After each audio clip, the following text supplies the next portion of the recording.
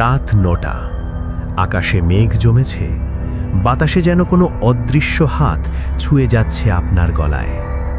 আপনি যদি এখন একা থাকেন, যদি পিছনে ঘুরে তাকানোর সাহস না পান, তাহলে খুব সাবধান, কারণ আজকের গল্পটা লেখা হয়েছে সেই পুরনো জেলের জর্জরিত ডায়েরিগুলো থেকে, যেখানে শেষ বাক্যটা ছিল, আমি মরিনি, আমি শুধু দড়িটা খুলে নিয়েছি। স্বাগতম ফাঁসির দড়ি। আপনার মনের সবচেয়ে গভীর কোণায় যে ভয় লুকিয়ে আছে, সেটাকে জাগিয়ে তুলবে আজকের এই গল্প। সাবস্ক্রাইব করুন, বেল আইকন অন করুন, কারণ কিছু গল্প শুনলে আর ঘুম আসে না। শুধু রাতের নিশ্চুপতায় একটা দড়ির সরসর শব্দ শোনা যায়, খুসখুস খুসখুস। গল্প শুরু হচ্ছে ফাঁসির দড়ি। আজ থেকে ৪৫ বছর আগের কথা। ১৯৮০ সালের জুলাই মাস। গরম এতটাই প্রচণ্ড ছিল যে মাটি ফাটছিল কাঁটার মতো। হাওয়ায় যেন আগুনের নিঃশ্বাস। সেই গ্রামের নাম ভূতের ঘাট। বাংলাদেশের ঠিক কোথায় অবস্থিত সেটা কেউ এখন বলতে পারবে না, কারণ সেই গ্রামটা আজ মানচিত্র থেকে মুছে গেছে। ভূতের ঘাটের শেষ নিশানা একটা পুরনো জেলখানা, ব্রিটিশ আমলে তৈরি, ১৯২৪ সালে। একসময় এখানে দেশদ্রোহী, ডাকাত, খুনি সবাই ফাঁসি খেয়েছে। কিন্তু সবচেয়ে ভয়ানক ছিল কক্ষ নং ৭, যেখানে ফাঁসির মঞ্চ ছিল। বলে রাখি, ফাঁসির দড়ি এখানে কখনো কাটা হতো না। মারা যাওয়ার পরেও লাশ দড়িতে ঝুলত ৩ দিন, যাতে প্রমাণ হয় মানুষ মারা গেছে, আর যাতে দেখানো হয় অপরাধের শাস্তি কতটা কঠিন। কিন্তু ১৯৪৭-এর ১৪ই আগস্ট রাতে কিছু একটা ঘটে যায়, যা ইতিহাস লুকিয়ে রেখেছে। সেদিন দুজন কয়েদিকে ফাঁসি দেওয়া হবে। একজনের নাম হাবিবুর রহমান, নামে হাবু ডাকাত। গ্রামের ২৫টা জমিদারের গলা কেটেছে, মাথা কেটে গাছে ঝুলিয়ে দিয়েছে। আরেকজন জামাল উদ্দিন, নামে জামাল ফকির। সে কিন্তু কোনো ডাকাত না, সে ছিল মাওলানা। মসজিদে পড়াতো, কুরআন তার জীবন। কিন্তু একদিন গ্রামের জমিদার মিয়া সাহেবের মেয়ে মরিয়ম গর্ভবতী অবস্থায় জঙ্গলে মৃত পাওয়া যায়। পেট চিরে বাচ্চাটা তোলা হয়েছে। জমিদার জোর করে জামাল ফকিরকে দোষী সাব্যস্ত করে। বিচার হয় না, শুধু একটা ফাঁসির রায় দেওয়া হয়। জেলার সাহেব ছিলেন মিস্টার কার্টিস, একজন ব্রিটিশ অফিসার। কিন্তু তার মনে ছিল কোনো মানবিক ভাবনা না। তিনি বলেছিলেন, জামাল ফকির যদি আসলেই পবিত্র হয়, তাহলে আল্লাহ তাকে বাঁচাবেন, নইলে দড়ি তার গলা চেপে ধরবে। ১৪ই আগস্ট রাত ১১টা ৪৭ মিনিট। চাঁদ নেই, ঘন কালো মেঘ। জেলের ভেতর শুধু দুটো লণ্ঠনের আলো, একটা ফাঁসির মঞ্চে আর একটা গেটে। হাবু ডাকাত হেসে বলল, ওরে ফকির সাহেব, একটু পরে তুমি আমার থেকে উপরে ঝুলবা, আমি নিচে। তুমি যদি মরো, আল্লাহরে বলিস, হাবু বলেছিল জমিদার মিয়া সাহেবের ছেলে রাসেলি মরিয়মকে মেরেছে। সে বাচ্চাটাকে পেট থেকে বের করে নদীতে ফেলে দিছে। আমি চোখে দেখছি, কিন্তু আমি ডাকাত, কথা কেউ শুনবে না। তুমি শুনলা, তোমার দায়িত্ব বলা। জামাল ফুফির চুপ করে তাসবিহ জপ করছিল। তার চোখে জল নেই, শুধু শান্তি। মৃত্যু তো আল্লাহর হাতে, কিন্তু মিথ্যা বলা, সেটা গুনাহ, যা ফাঁসির চেয়েও ভয়ানক। আমি বলবো না যে আমি নির্দোষ, আমি বলবো আমি আল্লাহর কাছে নির্দোষ, বাকি তিনি জানেন। জেলার সাহেব এসে দাঁড়ালেন। তার হাতে একটা কালো দড়ি, গাছের ছাল থেকে তৈরি, ৩৫ ফুট লম্বা, মাঝখানে একটা গিট, যেন কোনো সাপের মুখ খোলা। দড়িটা ছিল বিশেষ। এটা তৈরি করেছিল জেলের পুরনো জেলার মুন্সি জাফর আলী। গুজব ছিল তিনি একজন তান্ত্রিক। দড়িতে মিশিয়েছিলেন গরুর রগ, মানুষের চুল আর একটা মৃত শিশুর নাভির দড়ি।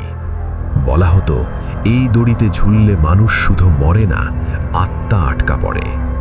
প্রথমে ঝোলানো হলো হাবু ডাকাতকে। দড়ি গলায় পড়তেই সে হেসে উঠল। ওরে জেলার সাহেব, তুমি কি ভাবছ আমি ভয় পাইছি? আমি তো আগেই মরে গেছি যখন দেখলাম মরিয়মের রক্তে ভিজে রাসেল হাসছে। আজ আমি মুক্তি পাচ্ছি, কিন্তু তুমি কখন মুক্তি পাবা? দড়ি টানা হলো। হাবুর গলা থেকে ক্র্যাক শব্দ, কিন্তু সে মরল না। তার চোখ খোলা রইল। তার মুখ দিয়ে বের হলো গান। ওরে গাছে ঝুলি ফাঁসির দড়ি, নিচে নদী কালো জলে ভরি। যে মরে না সে কেন মরবে? যে বাঁচে না সে কেন বাঁচবে? জেলার সাহেব থরথর করে কাঁপছিলেন, কারণ হাবুর লাশ দোল খাচ্ছিল না, খুদে খুদে উপরে উঠছিল, যেন কেউ টানছে। তারপর জামাল ফকিরের পালা। তাকে মঞ্চে তোলা হলো। তিনি কোনো ভয় দেখালেন না, শুধু আকাশের দিকে তাকিয়ে বললেন, ইয়া রাব্বাল আলামিন, যদি আমার মৃত্যু তোমার রাজি হয় তবে আমি রাজি, কিন্তু আমার রক্তে যেন সত্য ফুটে ওঠে। আমি ক্ষমা চাই যারা আমাকে মারল, কিন্তু আমি ক্ষমা করব না যারা সত্যকে দড়ি দিয়ে গলা চেপে ধরল। দড়ি তার গলায় পড়ল। জেলার সাহেব নিজে হাত দিয়ে টান দিলেন, ধাড়াস। কিন্তু জামাল ফকিরের পা মাটি ছুঁল না। সে উপরে উঠে গেল, যেন দড়ি টানছে উল্টো দিকে। সবাই অবাক। দড়িটা নিজে থেকে নড়ছিল। তারপর এক মুহূর্তে জামাল ফকিরের চোখ খুলে গেল, কিন্তু সেগুলো আর মানুষের চোখ না। সাদা, রক্তহীন, পুরোটা চোখ কালো পিউপিলে ভরা, যেন গভীর কুয়োর মতো। তিনি মুখ খুললেন, কিন্তু কথা বললেন না। দড়িটা নিজে থেকে গলা থেকে নামল, তারপর আবার উঠে গেল জামাল ফকিরের ডান হাতে। সে দড়ি জড়িয়ে তার হাত, যেন পোষা সাপ। জেলার সাহেব চিৎকার করে বললেন, শুট হিম নাও। কিন্তু গার্ডরা পিস্তল তুলতে পারল না। তাদের হাত জমে গেছে, যেন শীতে কাঠ হয়ে গেছে। জামাল ফকির মঞ্চ থেকে নামলেন, পা মাটি ছুঁইল না, হাওয়ায় ভাসছিলেন যেন। সেদিন রাতে সবাই মারা যায়। জেলার সাহেব, গার্ড, হাবু ডাকাতের লাশ, সব মিলিয়ে ১৯ জন। শুধু এক গার্ড বেঁচে ফেরে। সে পাগল হয়ে যায়। হাসপাতালে শুধু এক কথা বলে, দড়ি নিজে থেকে হাঁটে। সে তো মরে নাই, সে শুধু দড়িটা খুলে নিয়েছে। পরদিন সকালে জেলখানা খালি পাওয়া যায়। কোনো লাশ নেই, কোনো রক্ত নেই, শুধু ফাঁসির মঞ্চে একটা দড়ি ঝুলছে। আর মাটিতে জামাল ফকিরের পায়ের দাগ নয়, বরং দড়ির দাগ, যেন কেউ দড়ি দিয়ে হেঁটেছে। আজ 14ই ডিসেম্বর 2025। আমার নাম রহিম। আমি একজন আর্কিটেক্ট। ঢাকার একটা বড় ফার্মে কাজ করি। কিন্তু গত মাসে আমার মা মারা যান। তার শেষ ইচ্ছা ছিল ভূতের ঘাটের জেলখানাটা ভেঙে সেখানে একটা মসজিদ বানাইস। আমি হেসেছিলাম, মা, সেই গ্রাম তো ম্যাপে নাই। কিন্তু মা আমাকে একটা পুরনো ডায়েরি দিয়ে যান, তার বাবার অর্থাৎ আমার দাদার লেখা। ডায়েরির শেষ পৃষ্ঠায় ছিল, 1981 সালের 14ই আগস্ট আমি ভূতের ঘাটে গিয়েছিলাম। জেলখানা তখনও ছিল। ভেতরে ঢুকেছিলাম। মঞ্চে একটা দড়ি ঝুলছিল। হাত দিয়ে স্পর্শ করতেই দড়িটা আমার কবজি জড়িয়ে ধরল। আমি টান দিলাম। দড়িটা একটু খুলে গেল। ভেতরে ছিল কালো লোম, রক্তের দাগ আর একটা চুল, যে চুলে এখনো গরম। আমি দৌড়ে বেরিয়ে এলাম, কিন্তু রাস্তায় আমার পিছনে 2 পা শব্দ শুনতে পেলাম। কিন্তু পিছনে ফিরলে শুধু দড়ির ছায়া দেখলাম, যে ছায়া আমার ছায়া না, কারো অন্যের। আমি বুঝেছি জামাল ফকির মরেনি, সে দড়ি হয়ে গেছে। আর যে কেউ সেই দড়ি ছুঁয়েছে সে পরবর্তী ফাঁসি। আমি ডায়েরি পড়ে হাসলাম। গ্রাম্য ভূত প্রেতের গল্প। কিন্তু মায়ের ইচ্ছা পূরণ করতে চাইলাম। গুগল ম্যাপে খুঁজলাম, কোথাও পেলাম না। তবু একদিন মনে হলো, গ্রাম ম্যাপে না থাকলেও হৃদয়ে থাকতে পারে। আমি গাড়ি নিয়ে রওনা হলাম ঝিনাইদহ চুয়াডাঙ্গা হয়ে পশ্চিমে। রাস্তা ক্রমশ সরু হতে লাগলো। গাছপালা ঘন হয়ে এলো। সন্ধ্যা হতে হতে আমি একটা পুরনো সেতু পার হলাম। নাম ছিল কালা পুল। পুল পার হতেই গাড়ির ইঞ্জিন থামল। ফোনে নেট নেই, জিপিএস বলছে আননোন লোকেশন। তবুও এগিয়ে গেলাম। 2 কিলোমিটার হাঁটার পর সামনে একটা ভগ্ন ইটের দেয়াল, ওপরে লেখা সেন্ট্রাল জেল, প্রবেশ নিষেধ, মৃত্যু জীবনের চেয়ে মিষ্টি। দরজা খোলা, আমি ভেতরে ঢুকলাম। অন্ধকার, কিন্তু দূরে একটা নীল আলো জ্বলছে, ফাঁসির মঞ্চের দিকে। আমি এগিয়ে গেলাম। মঞ্চে একটা দড়ি ঝুলছে, কিন্তু সেটা সাধারণ দড়ি না, সেটা নড়ছে, যেন নিঃশ্বাস নিচ্ছে। আমি ক্যামেরা অন করলাম, কিন্তু ক্যামেরা অন করতেই দড়িটা থামল। তারপর ধীরে ধীরে নিচে নামল। আমি পিছিয়ে গেলাম। হৃদস্পন্দন 120। দড়িটা মাটিতে পড়ল। তারপর আস্তে আস্তে আমার দিকে এগোতে লাগলো। খুসখুস খুসখুস। মাটিতে দড়ির যে দাগ, সেটা গরম। আমি দৌড় দিলাম, কিন্তু দরজা বন্ধ। পিছন থেকে একটা হালকা হাসি। আমি ঘুরে তাকালাম। মঞ্চে দাঁড়িয়ে আছে এক মানুষ। তার পোশাক পুরনো কালো পাঞ্জাবি, মাথায় টুপি, দাড়ি নেই, কিন্তু গলায় একটা দড়ির গিঁট। সে বলল, তুমি এসেছ। তোমার দাদা এসেছিল, কিন্তু সে দড়ি ছুঁয়েছিল না। তুমি কি ছুবা? আমি কাঁপছিলাম। আপনি কে? সে হাসল, যেন হাসি ঝরঝর করে জমি কাঁপাচ্ছে। আমি যে নামে ছিলাম, সে নাম মরে গেছে। এখন আমি ফাঁসির দড়ি। যে কেউ এই জায়গায় আসে, যে কেউ সত্য লুকায়, যে কেউ নির্দোষকে দোষী করে, সে আমার দড়িতে স্বাগত। আমি জিজ্ঞেস করলাম, আপনি তো নির্দোষ ছিলেন। সে চোখ বন্ধ করল, তারপর বলল, না, আমি নির্দোষ ছিলাম না। মরিয়মের মা আমাকে বলেছিল, আমার মেয়েকে বাঁচাও, জমিদারের ছেড়ে তাকে টানছে। আমি ভয় পেয়েছিলাম, আমি চুপ করেছিলাম। তারপর যখন মরিয়ম মারা গেল, আমি সাক্ষ্য দিতে পারলাম না, তাই আমি দোষী। কিন্তু যারা আমাকে ফাঁসি দিল, তারা কি নির্দোষ? না, তাদের মধ্যে যারা জানতো আমি নির্দোষ কিন্তু চুপ করে থাকলো, তারা আমার চেয়েও বেশি দোষী। তাই আমি একটা নতুন ফাঁসি শুরু করেছি। এই দড়ি শুধু গলা চাপে না, এটা চাপে অন্তরের মিথ্যা। তুমি কি কখনো মিথ্যা বলেছ? কখনো কারো ক্ষতি করে নিজে বাঁচার চেষ্টা করেছ? আমি মুখ খুললাম না, কারণ আমি জানতাম উত্তরটা। গত বছর আমার অফিসে এক মেয়েকে সেক্সুয়াল হ্যারাসমেন্ট করা হয়েছিল। আমি দেখেছিলাম, কিন্তু বলিনি, কারণ আমার বস ছিল অপরাধী আর আমি প্রমোশন চাইতাম। মেয়েটা চাকরি ছেড়ে দিয়েছে আর এখন মানসিক হাসপাতালে। দড়িটা এখন আমার পায়ের কাছে। জামাল ফকির বলল, দড়ি তোমার গলায় দেব না, কারণ তুমি তো মরতে চাও না। কিন্তু তুমি কি জানো, মৃত্যু একবার আসে, কিন্তু অপরাধ বোধ প্রতি রাতে ফিরে আসে। আমি তোমাকে একটা উপহার দিচ্ছি, ফাঁসির দড়ি। এটা তোমার সাথে থাকবে। যখন তুমি ঘুমাবা, এটা তোমার গলায় উঠবে, কিন্তু মারবে না, শুধু জিজ্ঞেস করবে, সত্য কই? যতক্ষণ না তুমি সত্য বলবা, দড়ি ছাড়বে না। এটাই আমার নতুন বিচার। তারপর সে মিলিয়ে গেল। দড়িটা উঠে আমার গলায় জড়ালো, কিন্তু চাপ দিল না, শুধু গরম হয়ে উঠল, যেন একটা জীবন্ত সাপ।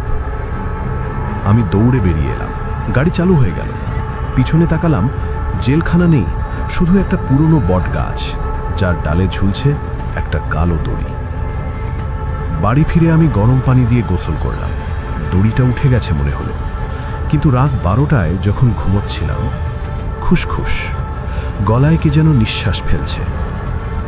আমি চোখ মেললাম।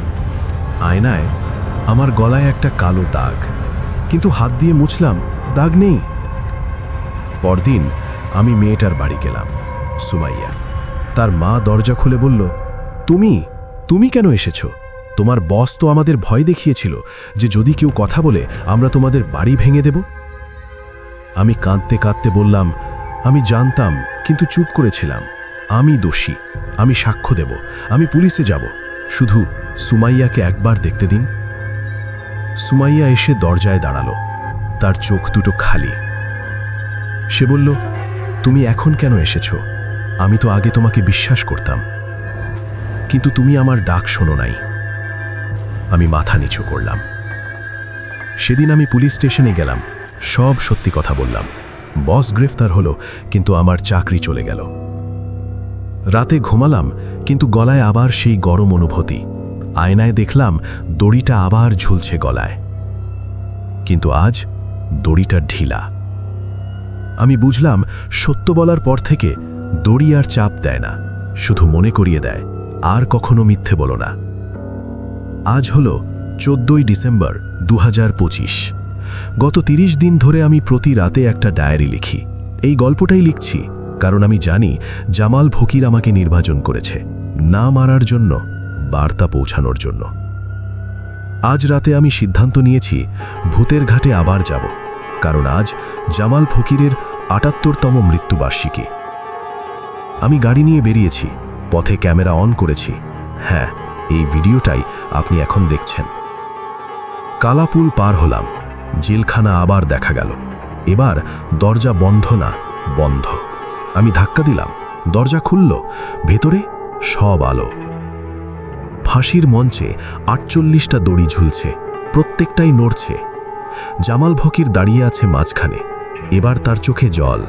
সে বলল, তুমি ফিরে এসেছ, তুমি সত্য বলেছ, তুমি আমার দড়িকে মুক্তি দিয়েছ। কারণ এই দড়ি শুধু শাস্তি না, এটা সত্যের দূত। যে সত্য বলে সে দড়ি থেকে মুক্তি পায়, যে মিথ্যে বলে সে দড়ির দাস হয়ে যায়। তারপর সে হাত বাড়ালো, আমার গলা থেকে দড়িটা খুলে নিল। দড়িটা তার হাতে, তারপর ধীরে ধীরে ভেসে উঠল আকাশের দিকে, যেন কোনো পাখি। জামাল ফকির শেষ কথাটা বলল, আমি মরিনি, আমি শুধু দড়িটা খুলে নিয়েছি, এখন আমি মুক্ত। কিন্তু তুমি, তুমি কি মুক্ত? তোমার গলায় আর দড়ি নেই, কিন্তু তোমার মনে কোথাও কি কোনো মিথ্যে লুকিয়ে আছে? কারণ ফাঁসির দড়ি শুধু একটা, কিন্তু মানুষের অন্তরে ফাঁসির দড়ি অসংখ্য। তারপর সে মিলিয়ে গেল, জেলখানা ভেঙে পড়তে লাগলো, ইট, মাটি, লোহা সব ধুলো হয়ে গেল। শেষে শুধু রইল একটা সবুজ গাছ, তার ডালে একটা সাদা দড়ি। আমি সেটা নিলাম। বাড়ি ফিরে সেটা দিয়ে আমি মসজিদের নকশা শেষ করলাম।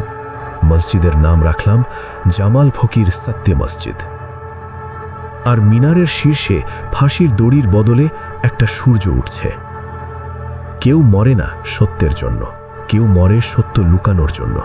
ফাঁসির দড়ি কখনো মানুষ মারে না, মারে মিথ্যের ওজন। তাই যদি আপনার গলায় কখনো কোনো দড়ির অনুভূতি হয়, তাহলে জানবেন আপনার মনে কোথাও সত্য আটকা পড়ে আছে। গল্পটি শেষ হলো, কিন্তু আপনার ঘরের কোনায় কি কোনো দড়ির শব্দ শুনতে পাচ্ছেন? না?